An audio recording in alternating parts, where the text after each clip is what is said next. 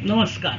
मुग्ध मराठी या यूट्यूब चॅनलवरती आपणा सगळ्यांचं मनपूर्वक हार्दिक स्वागत.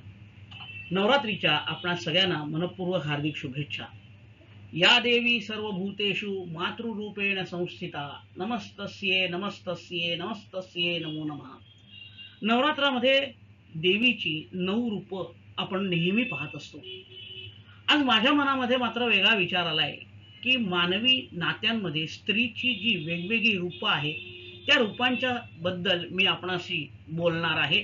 मला जे वाटलं ते मी व्यक्त करणार आहे. मग आज आपण सुरुवात करणार आहोत जिच्यामध्ये अष्टलक्ष्मीचा वास आहे, जी आपल्या जीवनाला आकार देते.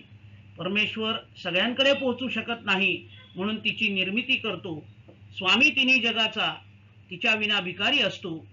जी सर्जनशील असते, जी सृजनशील असते, जे जे मौल्यवान आहे ते ते देणारी आहे. आडव्याला उभं करण्याची ताकद जिच्यामध्ये आहे, जी सामर्थ्याचं प्रतीक आहे. मंगलमय विचाराचं दान ती आपल्या सगळ्यांना देते. जी रक्षण करणारी आहे, निर्मळ मनाची आहे, अशी ती आपली सगळ्यांची आई असते. खऱ्या अर्थानं आपली जन्मदात्री असते. ती निस्वार्थ प्रेम करते, उत्तुंग माया देते. आपल्या प्रत्येकाच्या आयुष्यातील ती पहिला शिक्षक असते, पहिला गुरु असते. आपल्या अनेक इच्छा सांगण्याआधीच तिच्याकडून पूर्ण केल्या जातात. म्हणूनच ती आपली आई असते. तिचं वर्णन करताना कवी म्हणतो, आई सारखे दैवत साऱ्या जगतामध्ये नाही, म्हणून श्रीकाराच्या नंतर शिकरे अ आई. आपल्या सगळ्यांच्या आयुष्याला घडवणारी, आकार देणारी ती आई, जिची किंमत आपल्याला कोणत्याही गोष्टीने करता येत नाही. तिच्या त्यागाचं मोलही आपण करू शकत नाही. प्रेम स्वरूप वात्सल्य सिंधू आई, असंच तिचं वर्णन केलं जातं. प्रत्येकाच्या जीवनामध्ये आईला नितांत महत्व आहे. अनन्य साधारण तिचं महत्व प्रत्येकाच्या जीवनात आहे. ज्याला आई नाही त्याला खऱ्या अर्थानं आईची किंमत सतत कळत असते.